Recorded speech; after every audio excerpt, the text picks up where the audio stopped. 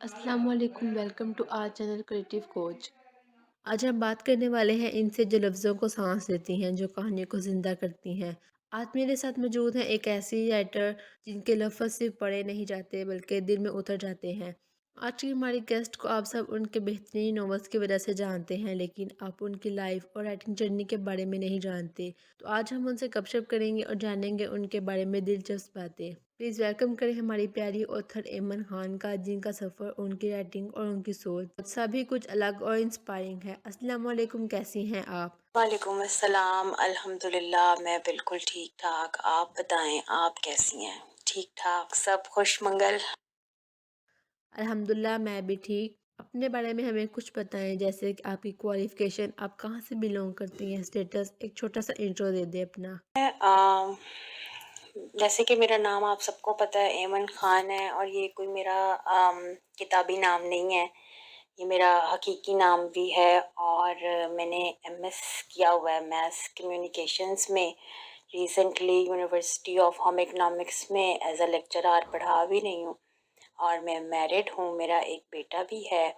और अल्हम्दुलिल्लाह ज़िंदगी के मामलात चल रहे हैं। हाँ, बस उसमें लिखने को थोड़ा सा ब्रेक दिया हुआ है कि ज़िंदगी के झंबेले जो हैं और कुछ ऑनेस्टली स्पीकिंग रिस्पॉन्स भी आपको थोड़ा सा घुमा देता है। बस मैं भी थोड़ी सी आजकल गुमी हुई हूँ।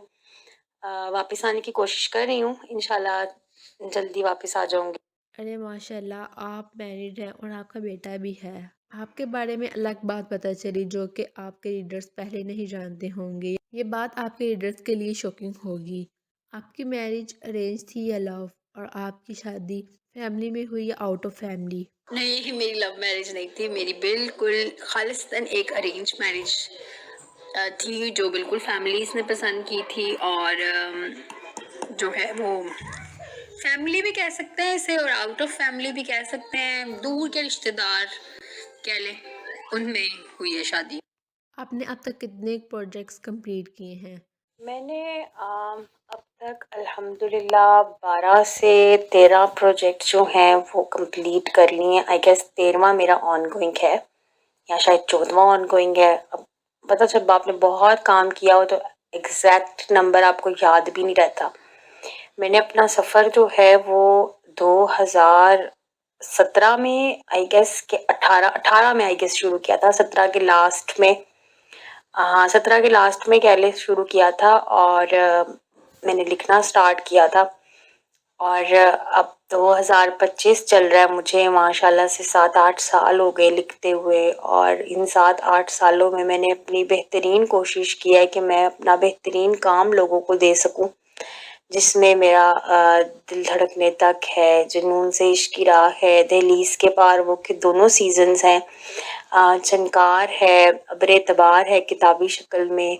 उसके अलावा दीदार मीरकसम है, ईद का ख़ास विलन है, दिल की लगी है, मोहब्बत मन में है, सुरमई रंग आशनाई के, आंगन में चांदनी है, हम शीश महल के बासी हैं। उसके अलावा जो है वो दीदार मीरकसम है। और अब मैं मोमल तवाब पे काम करने की कोशिश कर रही हूँ। अल्लाह ताला और आप सब दुआ कीजिए, अल्लाह ताला मुझे इस कोशिश में कामयाब करे और मैं हमेशा की तरह एक बेहतरीन तख्लीक आप सब तक पहुँचा सकूँ। आमीन। क्या आपके सब नॉवेल्स बुक फॉर्म में हैं? नहीं, मेरे सब नॉवेल्स बुक फॉर्म में नहीं है। मेरे सिर्फ अब्र एतबार, जुनून से इश्क की राह, दीदार मिरकसम, और अब इंशाल्लाह बहुत जल्द दहलीज के पार, वो कि दोनों सीजन्स बुक फॉर्म में होंगी इंशाल्लाह। आपको पहली बार किस वक़्त फ़ील हुआ कि हाँ, मैं राइटर बन सकती हूँ? यार, ये अगर बात आप पूछे ना कि आपको किस वक़्त फ़ील हुआ, हर राइटर के अंदर ना बचपन से एक राइटर या एक छोटा लिखारी छुपा होता है। चाहे वो छोटा हो, चाहे वो बड़ा हो, लेकिन वो कहीं न कहीं वो स्किल ना आपके अंदर छुपी होती है। मुझे भी लगता था जैसे मैं कहानियाँ बनाने में या क्रिएटिव राइटिंग करने में ना बहुत अच्छी हूँ, मेरे अंदर कहीं न कहीं ये स्किल है। वो जब इंटर के बाद मेरे पास बहुत वक़्त था ना और मुझे बहुत छुट्टियाँ थी जब तक यूनिवर्सिटी में कोई एडमिशन नहीं हुआ था। मैंने ऐसे ही रैंडमली एक स्टोरी लिखना शुरू की, कैरेक्टर सोचे और फिर लिखना शुरू किया। और फिर मैंने जब वो पेपर पे लिखा फिर मैंने नॉवल पढ़ते हुए प्राइम उर्दू नॉवेल्स की वेबसाइट पे मैं एक नॉवल पढ़ रही थी। नॉवल पढ़ती थी मैं, वहाँ पे मैंने देखा कि अगर आप लिख सकते हैं, लिखना चाहते हैं, तो आप हमें दें। वो मेरे लिए एक बड़ा एक एक्साइटिंग मोमेंट था कि मेरी कहानी जाएगी और मैं अपना अपना लिखा हुआ कुछ दूँगी, लोग पढ़ेंगे। मैंने उनको कॉन्टैक्ट किया उस नंबर पे और मैंने उनको कहा कि मैं अपना लिखती हूँ, मैंने कुछ लिखा है और मैं आपको देना चाहती हूँ। उन्होंने कहा ठीक है, आप ये टाइप करें और हमें भेजें। फिर वो उर्दू टाइप ना एक बड़ा मुश्किल काम था। मैंने अपनी फ्रेंड्स भी याद है यूनिवर्सिटी में मैंने उर्दू टाइप किया, थोड़ा अब खुद किया, थोड़ा किसी से करवाया। आपस में ऐसे दोस्तों के साथ मिलजुल के टाइप किया और मैंने वो स्टोरी कुछ टूटी फूटी उर्दू में जैसे भी था। मतलब ज़ाहिर उर्दू कीबोर्ड पे लिखने में भी हमारी अच्छी है क्योंकि हमें टाइपिंग की अब आदत हो चुकी है, लेकिन बहुत सारे लोग जो भी रैंडम लोग हैं उनको आदत नहीं है, वो नहीं लिखते और वो नहीं इस तरह से करते तो वो बड़ी मुश्किल उनको होती है।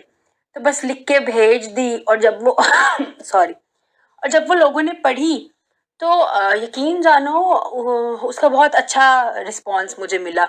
तो वहाँ से मुझे ना एक मोटिवेशन मिली कि हाँ, मैं शायद मेरे अंदर स्पार्क है, मैं आगे भी लिख सकती हूँ। फिर मैंने एक ग्रैंड कुछ करने का सोचा। बहुत क्यूट स्टार्ट है आपका और ये तो आपने सही कहा कि उर्दू टाइप करने में बहुत मुश्किल होती है। आपने किस उम्र में नॉवल पढ़ना स्टार्ट किए थे? जहाँ तक मुझे याद पड़ता है मेरे ख़्याल में I was in second year जब मैंने नॉवेल्स पढ़ना स्टार्ट किया था और पहला नॉवल मैंने जन्नत के पत्ते पढ़ा था और मैं तब अपने सेकंड ईयर में थी, तब मैंने पढ़ा था ये। कुछ अपनी पसंद और नापसंद के बारे में बताएं, जैसे कि आपका फेवरेट कलर, आपका favourite food, favourite place, favourite writer, favourite book, कोई फेवरेट पोइट्री, कोई फेवरेट ड्रामा, मूवीज़ या सीरीज़, फेवरेट एक्टर और एक्ट्रेस। आप किस तरह के ड्रामे देखना पसंद करती हैं? Korean, Turkish, Pakistani, Indian? आपका फेवरेट नॉवल कौन सा है और क्यों? पसंद के बारे में अगर बात की जाए तो ऐसा कोई फ़ेवरेट कलर मेरा इतना ज़्यादा स्पेसिफ़िकली नहीं है। मुझे खिलते हुए रंग पसंद हैं, जो आँखों को खूबसूरत लग रहे होते हैं, मुझे वो रंग पसंद आते हैं। पसंदीदा खाना मैं सब खाने शौक़ से खाती हूँ, अपने पाकिस्तानी भी, कॉन्टिनेंटल भी, मुझे चाइनीज़ भी पसंद है, फ़ास्ट फ़ूड भी मैं खाती हूँ। मतलब मैं फूडी हूँ, तो मैं खाने को जो है ना वो पज़ीरा ही देती हूँ। मुझे ना समंदर पे जाने का बहुत शौक है, मैं कभी गई नहीं हूँ समुंदर पे लेकिन I love to go to beach, मुझे बहुत पसंद है समंदर। और मेरी पसंदीदा राइटर अगर बात की जाए तो मुझे अनवर हाशिमुद्दीन साहब भी पसंद हैं, मुझे उमैरा अहमद भी पसंद है, मुझे सुमेरा हमीद भी पसंद है, फ़रत इश्तियाक भी मुझे अच्छी लगती है, उनकी भी राइटिंग अच्छी। हर वो राइटर मुझे अच्छा लगता है जो खूबसूरत लिखता है, जिसकी राइटिंग में कोई लॉजिक होती है, बेबुनियाद और बेसरोपा बातें नहीं लिखता या हकीकत से बिल्कुल दूर नहीं लिखता, हकीकत के थोड़ा सा करीब लिखते हैं। मुझे वो किताबें अच्छी लगती हैं जिनमें हकीकत का पहलू आपने बयान किया होता है। फेवरेट बुक जो है वो पीरे कामिल मुझे पसंद है शुरू से। और बस मुझे ना नॉवल भी मेरा वही फेवरेट है क्योंकि पीरे कामिल ने मुझे अजीब से एक शहर में मुब्तला किया था। और मतलब होता है ना कि कुछ नॉवेल्स होते हैं जो आप कभी भूल नहीं सकते, तो पीरे कामिल भी उन नॉवलों में से है जिसे मैं कभी भूल नहीं सकती। तो वो मेरे ना ऐसे मेरी याददाश्त में बिल्कुल महव है। हालांकि मैंने उसे पढ़ा सिर्फ एक दफ़ा ही है, लेकिन बस कुछ चीज़ें होती हैं जो एक दफ़ा में पढ़ने पे आपके अंदर अपनी छाप छोड़ जाती हैं। तो पीरे कामिल इज़ वन ऑफ देम। बाकी पोइट्री पोइट्री मेरे पास जो मेरी फ़ेवरेट है 4 लाइनें हैं, मैं सुनाती हूँ। मैं कैसे छोड़ दूँ, जीना बड़ी मुश्किल से सीखा है, पी लिया ज़हर भी पीना बड़ी मुश्किल से सीखा है। नहीं ये हो नहीं सकता, मैं नफ़रत भी करूँ तुमसे कि मैंने प्यार ही करना बड़ी मुश्किल से सीखा है। ये वो लाइन्स हैं जो पोइट्री में मुझे पसंद हैं। मेरे दिमाग में हर वक़्त जब पोइट्री का नाम कहीं पर आता है ना तो मेरे दिमाग में ये लाइन्स क्लिक करती हैं। बाकी कोई मूवी, ड्रामे मैं ना ट्रेंड के साथ चलती हूँ, जो आजकल चल रहे होते हैं ड्रामे मैं वही देखती हूँ। आजकल जमा तकसीम चल रहा है, आजकल पमाल बहुत अच्छा जा रहा है। तो मैं ये ड्रामे देखती हूँ, बाकी टर्किश, कोरियन मैं नहीं देखती। यही चीज़ों को ज़्यादा फ़ॉलो करती हूँ मैं, जो ट्रेंड में चल रही होती हैं अपनी पाकिस्तानी चीज़ें। बाकी नेटफ्लिक्स देखती हूँ मैं, सीज़न्स वगैरह भी देखती हूँ। आजकल स्ट्रेंजर थिंग्स का मेरा बड़ा वेट है कि 26 को आएगा तो देखेंगे, लेट्स सी बाकी क्या होता है। बहुत अमेजिंग लाइन्स थी पोएट्री की। लिखना आपके लिए शौक है, प्रोफेशन है या हीलिंग? यार कभी-कभी लिखने को मैं अपना शौक कहती हूँ। कभी मैं सोचती हूँ कि मैं इसे अपना प्रोफ़ेशन बना लूँ। कभी मैं कहती हूँ कि ये मेरे लिए हीलिंग है। अब जो मेरी ज़िंदगी में मेरे पर वक़्त आने वाला है ना, उस टाइम के लिए मुझे ऐसा लग रहा है जैसे राइटिंग मेरे लिए हीलिंग का काम करेगी और ऐसा होगा। मुकम्मल तवाब मेरी ज़िंदगी के उस अरसे में मुकम्मल होगा जब मुझे हील होने की सबसे ज़्यादा ज़रूरत होगी और ऐसा ही होगा। अभी मैं नहीं लिख पा रही, मुकम्मल तवाब मैं नहीं लिख रही, मुझसे लिखा ही नहीं जाता। मेरा दिमाग, मुझे ऐसा लगता है जैसे मेरे ऊपर बहुत बड़ा एक राइटिंग ब्लॉक आया हुआ है, लेकिन मैं कोशिश कर रही हूँ इससे निकलने की। लेट्स सी कि मैं इससे कितना जल्दी निकल सकती हूँ। बाकी राइटिंग को प्रोफ़ेशन बनाने के बारे में भी सोचते हैं और बना पर समझ नहीं आती कि मेरी सोच महदूद है या वसाइल महदूद है, मुझे समझ नहीं आती इस चीज़ की। तो लेट्स सी जो अल्लाह ताला ने किस्मत में लिखा हुआ वही हो। आपकी राइटिंग जर्नी कब स्टार्ट हुई? कोई एक इंसिडेंट जो आज भी याद हो? राइटिंग जर्नी के बारे में तो मैं आपको ऊपर बता चुकी हूँ कि मेरी कब शुरू हुई। इंसिडेंट तो बहुत छोटे-छोटे मुझे मेरी राइटिंग जर्नी से रिलेटेड याद है। यूनिवर्सिटी में मैं पढ़ती थी, जब मैंने लिखना शुरू किया था और मैं वैन में जाती थी और मेरी सब वैन फेलोज़ के साथ बहुत अच्छी दोस्ती थी।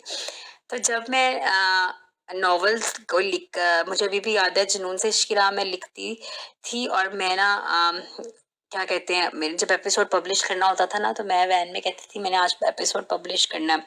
सब कहते थे हमें एपिसोड भेज देना जब तुम पब्लिश करोगी, और उसके बाद लोग सब अपने-अपने गेसेस लगा रहे होते थे और फिर उसके बाद एपिसोड जब सब पढ़ लेते थे, फिर क्या उसकी ज़बरदस्त और धुआँधार डिस्कशन होती थी वैन में। और वो मुझे लम्हे इतने याद आते हैं ना, आप यकीन करो कि ज़िंदगी गुज़र जाती है। उस टाइम पे हमें कदर नहीं होती, लेकिन जब वो गुज़र जाती है ना, फिर इंसान को याद आता है कि सबसे बेहतरीन वक़्त तो वही था जो गुज़र गया है। तो ये कुछ बहुत छोटे-छोटे यादगार लम्हे मेरी यूनिवर्सिटी में जाते हुए, रास्ते में आते हुए, छोटी-छोटी खुशियाँ, छोटे-छोटे नॉवेल्स, कुछ ऐसे लोग जो मेरे साथ थे, अब नहीं हैं, मुझे बहुत याद आते हैं वो टाइम, वो लोग, वो वक़्त, लेकिन अब आप बेबस हो के हाथ बस में कोई चीज़ नहीं है। ये बात तो आपने सही कही कि जो वक़्त गुज़र जाता है वो बहुत याद आता है। आपका सबसे पहले लिखा नॉवल या अफ़साना कौन-सा है? अगर आप उसके बारे में थोड़ा शेयर कर दें, यानी फर्स्ट प्रोजेक्ट की जर्नी। मैंने सबसे पहले जो है वो दिल धड़कने तक लिखा था। शायद इससे भी पहले मैंने एक नॉवल लिखा था, जो कि लिटरली अब मुझे याद भी नहीं है कि मैंने क्या लिखा था। वो ऐसे ही रैंडम ही एवे-एवे लिख दिया था बस सबसे पहले, लेकिन लिखी वही चीज़ थी। लेकिन जो ऐसा एक मुकम्मल और पूरा एक डिटेल्ड नॉवल लिखा था ना पहला, वो मेरा दिल धड़कने तक था, जो कि पब्लिश्ड भी पहला वही है। वो पब्लिश किस तरह से हुआ वो तो मैंने आपको ऊपर बता ही दिया है कि इमरान भाई के थ्रू वो पब्लिश हुआ, और वही पहला नॉवल था जिसने मुझे मोटिवेट किया कि मैं आगे भी लिखूं और मैं कुछ बड़ा करूं। फिर मैं जुनून से इश्क की राह की तरफ गई थी, उसके करेक्टर, स्टोरी, इमेजिनेशन, सारा कुछ सोचा और फिर उसको मेरे लिखा। मैंने अब तक आपके 2 नॉवेल्स पढ़े हैं, जुनून से इश्क की राह और दहलीज़ के पार। वो दोनों ही कमाल के नॉवेल्स हैं। आप काफ़ी वक़्त से लिख रही हैं, क्या फ़ील करती हैं कि वक़्त के साथ आपके लिखने के अंदाज़ में पुख्तगी आई है? अगर हाँ, तो किस तरह? हाँ, मैंने बहुत फ़ील की है ये बात कि टाइम के साथ-साथ मेरे लिखने के अंदाज़ में बहुत ज़्यादा पुख्तगी आई है। अगर आज भी मैं अपना पहला नॉवल खोल कर देखूँ ना, तो उसमें बहुत सारे झोल होंगे, बहुत सारी गलतियाँ नज़र आएँगी मुझे, लेकिन मैंने उसको दुरुस्त करने की कोशिश नहीं की कि इंसान के लिए सबक रहता है कि उसने कहाँ से शुरू किया था और वो अब कहाँ पे है। फिर अगर उसके बाद जुनून से शिकरा देखूँ तो वो उससे कदरे बेहतर था। फिर जैसे-जैसे टाइम आगे जाता गया और एक के बाद एक प्रोजेक्ट आया, तो वो हर प्रोजेक्ट दूसरे से बढ़कर था, अंदाज़ में, लिखने में, लफ्ज़ों के इस्तेमाल में, मतलब हर चीज़ में। तो ये बिल्कुल जो है पुख्तगी आई है। इसमें ये होता है कि आप लिखना आपका बहुत ज़्यादा बेहतर होता है तब जब पढ़ते हो। पता है रीडिंग जो है वो आपको बहुत ज़्यादा आइडियाज़ देती है। जब आप ज़्यादा पढ़ते हो ना तो फिर आपका ज़्यादा लिखने का दिल करता है। आपको आइडिया मिलते हैं उसमें, आपको आपको चीज़ें नज़र आती हैं, आपको नए वर्ड्स सीखने को मिलते हैं, तो बहुत ज़्यादा जो है वो उसमें हेल्प मिल जाती है। आपने पहला पेज दिखा तो कैसा फीडबैक मिला? किसने इंकरेज किया या क्रिटिसाइज़?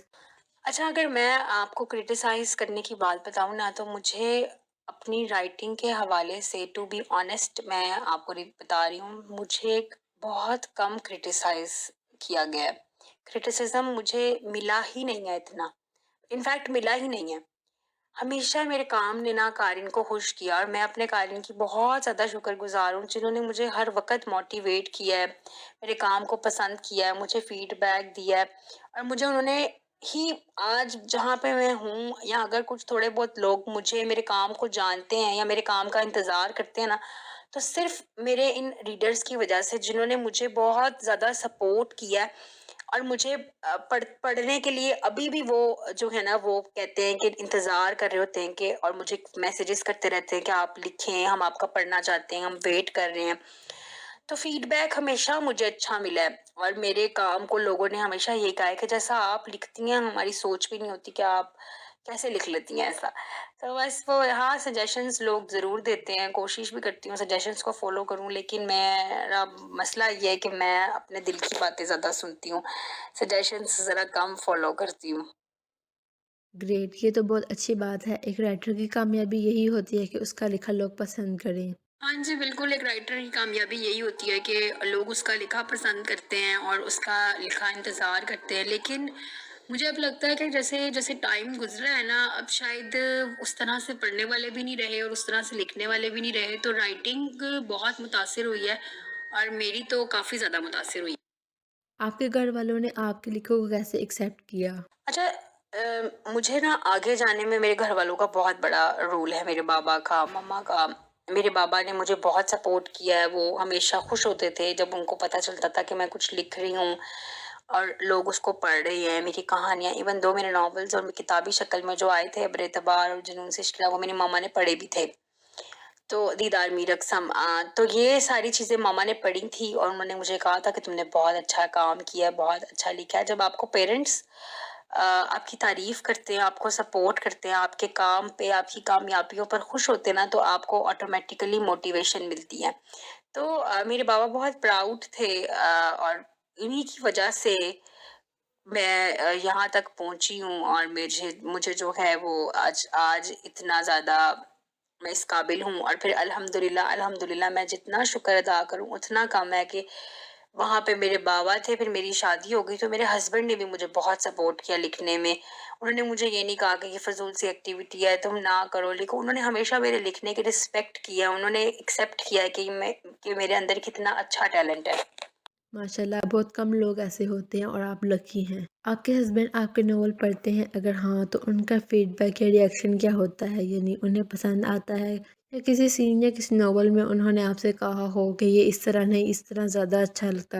नहीं, मेरे हस्बैंड एक बहुत ही बुरे रीडर हैं और वो बिल्कुल मेरे नॉवेल्स नहीं पढ़ते। हाँ, ये ऐसा ज़रूर होता है कि मैं जब कभी कुछ लिखने वाली हूँ या मैं कोई नई स्टोरी सोच रही हूँ, तो मैं उनके साथ उनको बताती ज़रूर हूँ कि मैं ये सोच रही हूँ या मैं इस टॉपिक पे लिखने का सोच रही हूँ, या ये सीन देखिए, ये कैसा लग रहा है। तो उस पे वो मुझे ज़रूर बताते हैं कि हाँ, ये अच्छा लग रहा है या ये अच्छा नहीं लग रहा।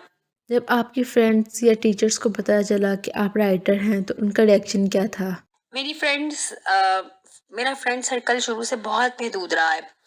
मेरी टीचर को जब पता चला, उन्होंने कहा मुझे देना, मैं पढ़ूँगी, और ऐसा मौका ही नहीं आया कि मैं उनको दे सकती या कुछ भेज सकती कि वो पढ़ती मेरा कुछ लिखा हुआ। लेकिन फ्रेंड सर्कल मेरा बहुत महदूद रहा है। जो फ्रेंड सर्कल था मेरा, वो मैं जब लिखती थी तो मैं उनसे डिस्कस करके लिखती थी। फिर किताब आई तो उन सब ने माशाल्लाह से पे करके ली भी मेरी book, just to support me. But ये है कि मेरी ज़िंदगी में ना मुझे सपोर्ट करने वाले लोग बहुत ज़्यादा रहे हैं और बहुत अच्छे रहे हैं। इसीलिए मेरी जर्नी जो है वो बहुत स्मूथ रही है। इसमें हर्डल्स नहीं आए ज़्यादा।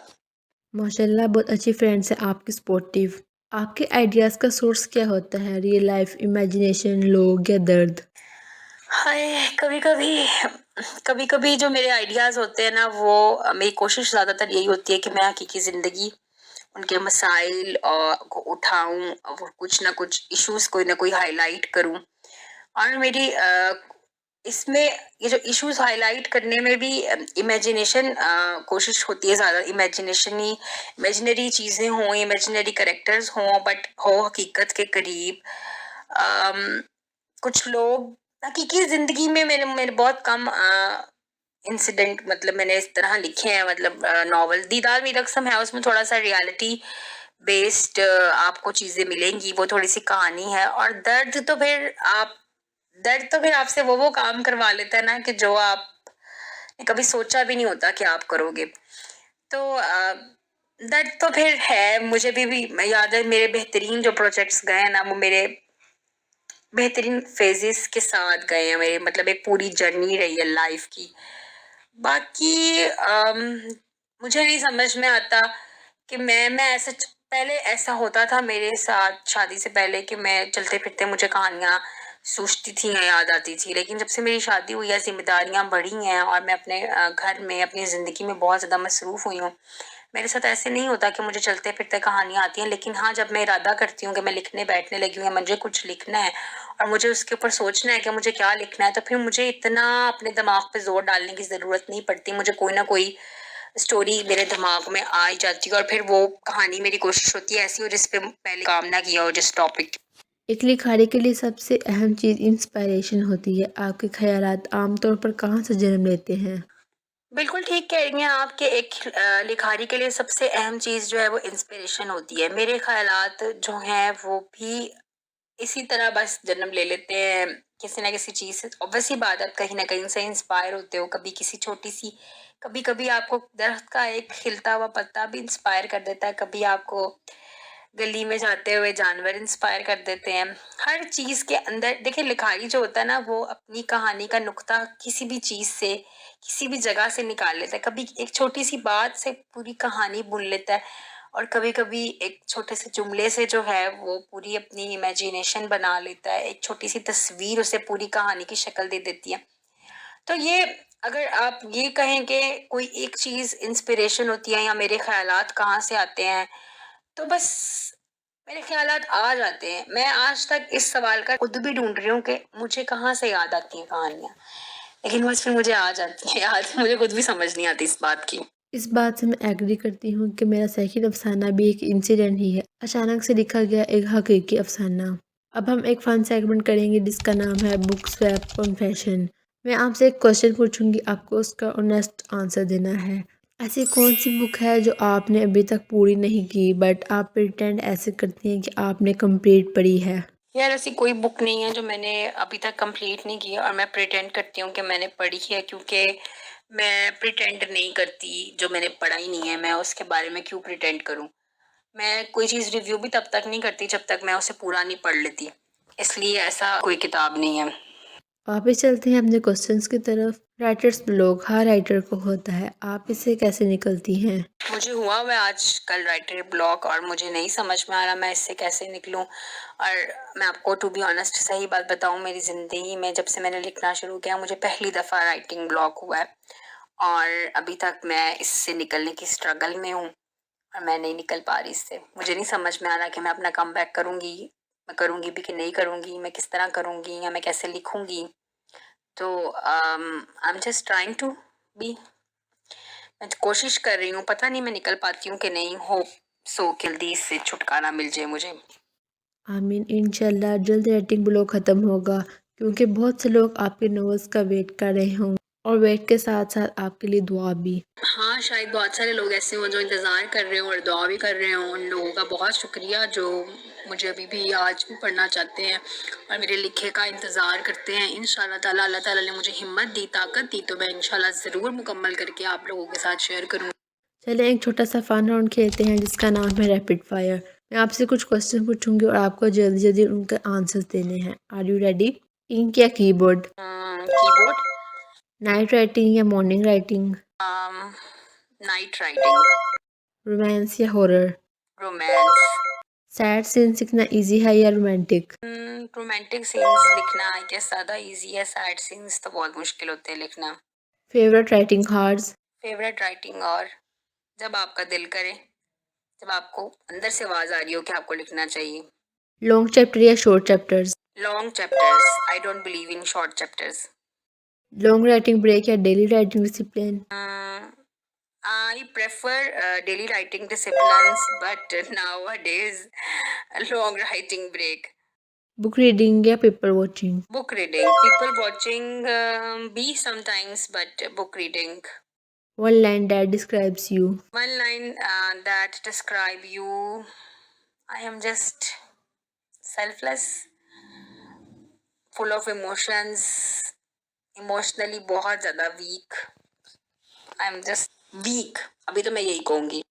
बहुत मज़ा आया इस सेगमेंट में। अब चलते हैं अपने क्वेश्चंस की तरफ। आपके लिए लिखते वक्त क्या चीज़ मस्ट होती है? कॉफ़ी, म्यूज़िक, टी या कंप्लीट साइलेंस? मैं प्रेफर करती हूँ वैसे कुछ भी ना हो, क्योंकि करना तो आपको सब कुछ खुद ही। अगर आपने लिखने बैठना तो पहले आपको अगर कॉफ़ी पीनी है तो आपको बना के अपने पास रखनी पड़ेगी। वैसे अब मैं प्रेफर करती हूँ मुकम्मल खामोशी हो।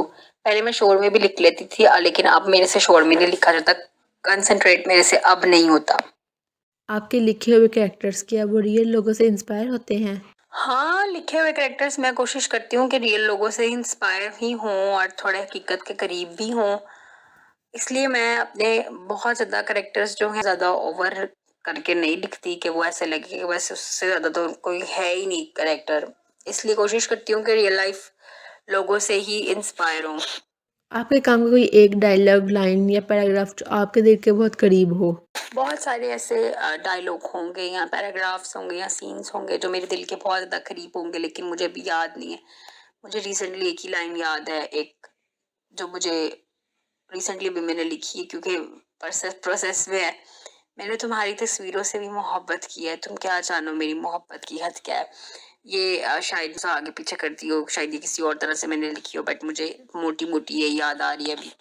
अगर कोई आपको एक ही लिखे हुए काम से जज करे तो आप क्या सजेस्ट करेंगी? अगर कोई मुझे मेरे एक लिखे हुए काम से जज करेगा ना तो मैं उसे सजेस्ट करूंगी कि वो छनकार पढ़े।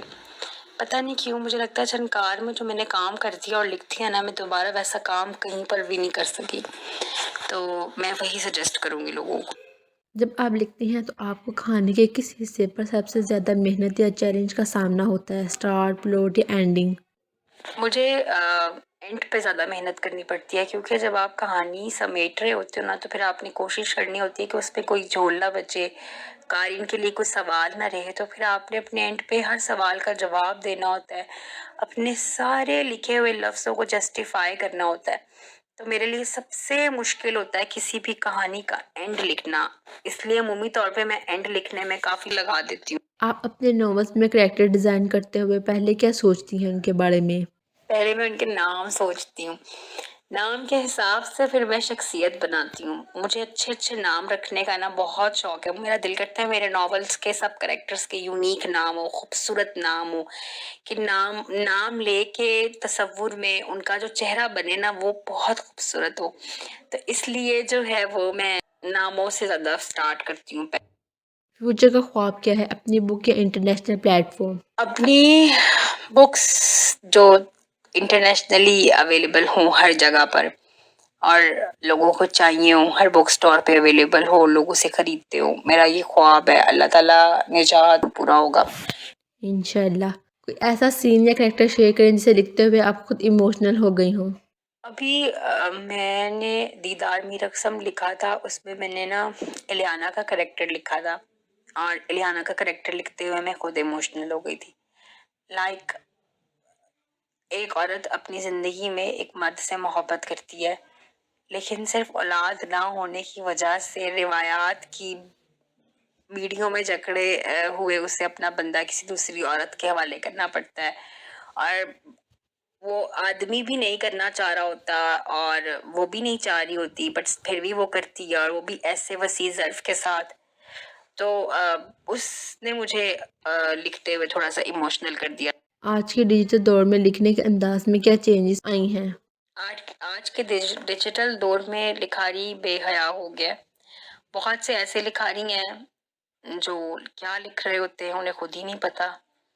वो सोशल मीडिया ने लिखना इतना आसान बना दिया हर किसी के लिए कि जो मर्जी लिख कर वो छाप रहे होते हैं। आजकल के लिखारी को अपने लफ्ज़ों की कीमत कितनी भारी अदा करनी पड़ेगी उसे आइडिया ही नहीं है। इसलिए दौर बदलने के साथ साथ लोगों की सोच भी बदल गई है। लोग अच्छा पढ़ना ही नहीं चाहते, प्रोडक्टिव पढ़ना ही नहीं चाहते, उन्हें तो फहाशी पढ़नी है, गंद पढ़ना है, उन्हें तो बेडरूम सीन्स पढ़ने हैं, रोमांटिक कपल के रोमांस पढ़ना है, उन्हें तो अ, चूमा चाटी पढ़नी है, यही पढ़ना है। आजकल हमारी यंग जनरेशन कुछ प्रोडक्टिव पढ़ना नहीं चाहती। वो पता नहीं, मुझे समझ नहीं आता कि आजकल की यंग जनरेशन के किस जोन में है, क्या क्या वो लाइफ से क्या चाहते हैं, कि वो क्या करेंगे जिंदगी में। I don't know. आपके लेटेस्ट वर्क का थीम क्या है? 3 वर्ड्स में एक्सप्लेन करें। मेरे लेटेस्ट वर्क का थीम जो है वो मैं करप्शन पे लिख रही हूँ अपना नॉवल। अब मोमुल तवाब जो है बेसिकली वो करप्शन पे है। Abdul Tawab is an income tax officer, और बस आप स्टोरी रिवील नहीं कर सकते, लोगों का सस्पेंस और सरप्राइज खराब हो जाएगा कि स्टोरी किस बारे में है, लेकिन करप्शन पे है। आपके हिसाब से राइटर दर्द से ज़्यादा लिखता है या खुशी से? ये राइटर के मूड पे डिपेंड करता है, उसके अंदर की सलाहियतों पे है कि वो अपने मूड से लिखता है या अपने दर्द से लिखता है। कभी कभार वो मूड से लिखता है और कभी कभार दर्द से लिखता है। समझ नहीं आती, बस उसकी उसके खुद के ऊपर डिपेंड करता है कि वो किस जोन में बैठा हुआ है और उसका लिखने का मूड है कि नहीं। मुझे तो लगता है मूड से लिखता है। दर्द दर्द से भरा हो लेकिन लिखने का मूड ही ना हो तो वो किस तरह लिखेगा, लिख ही नहीं पाएगा। क्या राइटिंग ने कभी आपको हील किया, किसी मुश्किल वक्त में सहारा बना? हाँ, राइटिंग हमेशा हील करती है। जब मर्जी आप लिखो, जब आपके ऊपर मुश्किल टाइम आया हो और आप लिखो, आप बहुत बेहतर महसूस करते हो। डायरी लिखना क्यों कहते हैं कि आपके लिए हीलिंग का काम करता है, कि आप जो सोच रहे होते हो, जो महसूस कर रहे होते हो, जो आप किसी से कह नहीं सकते, वो आप लफ्जों की शक्ल में कागज पे लिख देते हो। आपकी सारी फ्रस्ट्रेशन जो है वो कागज पे निकल जाती है, एकदम हल्के फुल्के पुरस्कून हो जाते हो। तो राइटिंग आपको हमेशा हील करती एक और फन सेगमेंट करते हैं जिसका नाम है guilty player as a writer. Are you ready? ऐसी कौन सी लाइन है जो आप सीक्रेटली बहुत यूज़ करती हैं? पता नहीं, इस बात पे कभी गौर नहीं किया। शायद जो है, मैं बहुत बोलती हूँ word, maybe. Late night writing snacks क्या होते हैं आपके? मेरा लेट नाइट राइटिंग स्नैक मेरा कुछ भी हो सकता है, मेरे मूड पे डिपेंड करता है। कभी बर्गर भी हो सकता है, कभी कालजोन हो सकता है, कभी पिज्ज़ा भी हो सकता है, कभी नॉम्स नाचोस हो सकते हैं, कभी दही भल्ले भी हो सकते हैं। मतलब डिपेंड ऑन माई मूड। कभी गोलगप्पे। ऐसा करेक्टर जो आप कभी खुद से लिखकर थक जाती हैं? यार मेरा ऐसा करेक्टर जो मैं खुद से लिख के थक जाती हूँ ना, मुझे ना बहुत ज्यादा सेल्फलेस करेक्टर लिखते हुए ना बहुत मौत आती है। मैं थक जाती हूँ वो लिख के, क्योंकि उसकी पर्सनैलिटी को लिखना ना बड़ा मुश्किल काम होता है। तो आई गेस सो यही वाला। एक वर्ड जो आप बहुत रिपीट करती हैं अपनी स्टोरीज में? नहीं, ऐसा कोई आई गेस वर्ड नहीं है जो मैं बहुत रिपीट करती हूँ अपनी स्टोरीज में। शायद ये इस सवाल का जवाब मेरे सुनने वाले कारीन बेहतर दे सके, उनको ज्यादा पता हो। मैंने इस चीज के ऊपर इतना नोट ही ना किया हो, गौर ही ना किया हो। एक लाइन जो कभी पब्लिश नहीं की मगर आपको बहुत पसंद है? ऐसी कोई लाइन नहीं है जो मुझे बहुत पसंद है और मैंने पब्लिश ना की हो। मैं अपने जज्बात नहीं छुपाती, जो लोग जो मर्जी सोचे, लिमिट में रह के मैं सब कुछ लिखती हूँ। कॉफ़ी या चाय राइटिंग कंपेनियन? कॉफी या चाय? लिखते हुए मुझे कॉफी ज्यादा बेहतर लगती है, वैसे चाय। एक वर्ड या फ्रेज जो कभी डिलीट करना पड़ता है पर आप चाह कर भी नहीं करती? एक वर्ड या फ्रेज जो कभी डिलीट करना पड़ता है पर आप चाह कर भी नहीं करते? ऐसा तो कुछ भी नहीं है। I don't think so. Social media scroll करना ड्यूरिंग राइटिंग, हाँ या ना? सोशल मीडिया स्क्रॉल करना ड्यूरिंग राइटिंग? नहीं। अगर राइटिंग कर रहे हो तो फिर फोकस राइटिंग पे होना चाहिए। कभी अपने कैरेक्टर्स के डायलॉग पर हंसना हुआ? हाँ, बहुत। मुझे अपने कैरेक्टर्स के डायलॉग्स पे बाज़ औक़ात कभी कभार आप रिपीट करके पढ़ रहे हो ना, और जो मैंने फनी लिखे हो तो मुझे उस पे हंसी आती है। कभी किसी कैरेक्टर के लिए ओवर ड्रामेटिक फील किया है? ओवर ड्रामेटिक फील किया किसी करेक्टर के लिए? आई थिंक सो, शायद हाँ। मुझे अपना सबसे ज्यादा पसंद जो हीरो है ना, वो आई गेस मुझे तरार सनान खान पसंद है या अबियान बख्त, पता नहीं, आई डोंट नो, मुझे अपना हर हीरो ही पसंद है। मैं अपने हर हीरो के मामले आई गेस ओवर ड्रामेटिक ही हूँ। हम दोबारा अपने क्वेश्चंस की तरफ आते हैं। आपके नज़दीक एक कामयाब कहानी या नॉवल की क्या पहचान होती है? मेरे नज़दीक एक कामयाब कहानी या नॉवल वो होता है जो अपने अंदर पैदा किए गए सारे सवालों के जवाब बखूबी दे दे। कोई भी जो सवाल है ना वो उसमें अधूरा ना छूटा हो। अगर आपने कोई टॉपिक उठाया और आपने उसके साथ जस्टिस नहीं किया तो कहानी का या नॉवल का कोई फायदा नहीं है। कामयाब नॉवल वही है जिसमें आपने उठाए गए टॉपिक को मुनसिफ तरीके के साथ मुकम्मल किया है। उसके अंदर पैदा होने वाले सारे सवालों के जवाब दिए हैं। वो आपने यहाँ से लिखा है कि वो अवाम के कारीन के दिलों में उतर गया। अगर कभी आप लिखना छोड़ दें तो किस चीज़ से वापस आएंगी? अगर कभी मैं लिखना छोड़ दूं तो शायद लोगों के बहुत ज्यादा बुलाने पर या बहुत ज्यादा इसरार करने पर वापस आ जाऊं कि लोग मुझे मिस कर रहे हो, मेरा पढ़ना चाहते हो, तो शायद मैं आ जाऊं, या कोई ऐसी अपॉर्चुनिटी मिले बहुत बड़ी जिसे मैं मिस ना करना, तो आ जाऊं।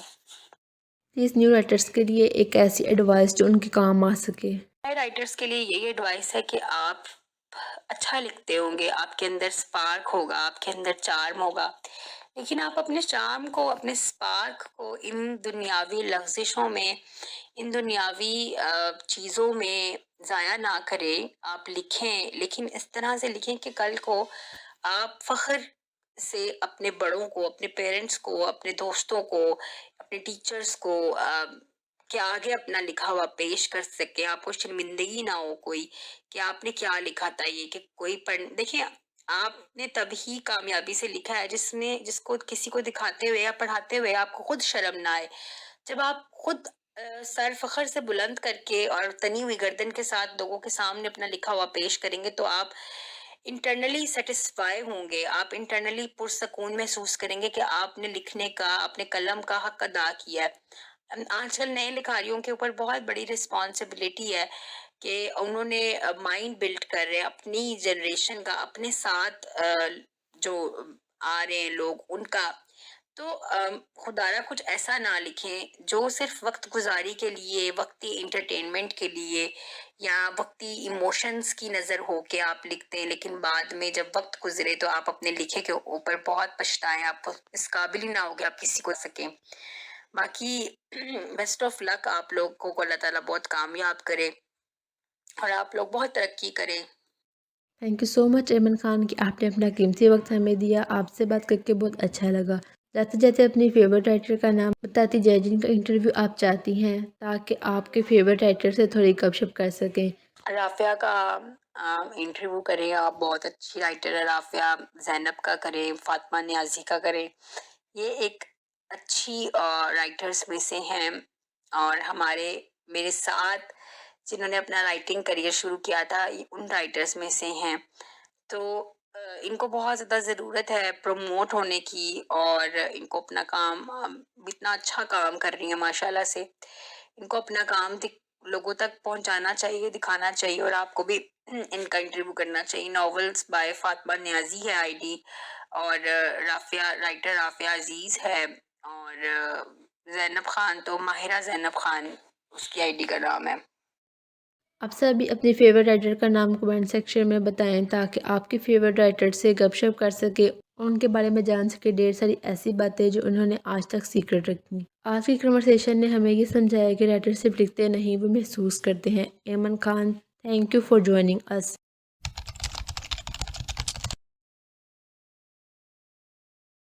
हमने ये शो स्टार्ट किया है ताकि हम नए लिखारियों को सपोर्ट कर सकें, ना सिर्फ नए लिखारी बल्कि अच्छे लिखारी भी। जब भी लिखारी या नावल की बात होती है तो हमारे दिमाग में सिर्फ चंद नावल्स और लिखारियों के नाम आते हैं जो पहले से फेमस होते हैं, जैसे कि जन्नत के पत्ते, पीरे कामिल, आब हयात और अमल बेल। लिखारियों में इमरान अहमद, उमैर अहमद, फरद इश्तियाक और महरुन्निसा जैसी और बेशुमार राइटर्स जिनके लिखे गए नावल्स पहले से ही बहुत मशहूर होते हैं। हम में से बहुत से लोग नए लिखारियों के लिखे गए नावल्स को पढ़ना पसंद नहीं करते, सिर्फ इस वजह से कि वो तो नए लिखारी हैं, इनके नावल्स मशहूर नहीं। जबकि बहुत से नए लिखारी ऐसे हैं जो पहले लिखारियों से ज़्यादा अच्छा काम कर रहे हैं। यहाँ मेरी बात का ये मतलब नहीं कि पहले लिखारियों ने कुछ अच्छा नहीं लिखा या मैं इनके लिखे को बुरा कह रही हूँ। इन्होंने बहुत अच्छा लिखा है, लेकिन आज के नए लिखारी भी बहुत अच्छा काम कर रहे हैं। हमें इन्हें भी पढ़ना चाहिए, इन्हें भी सपोर्ट करनी चाहिए ताकि वो लोग भी आगे बढ़ सकें। आप में से बहुत से लोग नए लिखारियों की नॉवेल्स पढ़ते भी होंगे, लेकिन इन्होंने आज तक लिखारियों की हौसला अफजाई नहीं की होगी। आज एक बात का खुद से वादा कर लें कि अब से आप लोग ना सिर्फ नए लिखारियों का लिखा पढ़ेंगे, बल्कि इन्हें मैसेज करके रिव्यू भी देंगे, चाहे 1 या 2 लाइन्स। इसी से लिखारी का हौसला बढ़ता है और वो आगे और दिल से, मेहनत से और लगन से लिखता है। जब इसे ये पता चलता है कि इसका लिखा लोग ना सिर्फ पढ़ रहे हैं बल्कि पसंद भी कर रहे हैं, तो इन्हें मोटिवेशन मिलती है आगे और बेहतर और अच्छा लिखने की। व्यूवर्स, अगर आपको इंटरव्यू पसंद आया, लाइक करें, कमेंट करें और चैनल को सब्सक्राइब करना ना भूलें। मिलते हैं नेक्स्ट एपिसोड में, जहां हम किसी और क्रिएटिव सोल की कहानी सुनेंगे। Thanks for watching.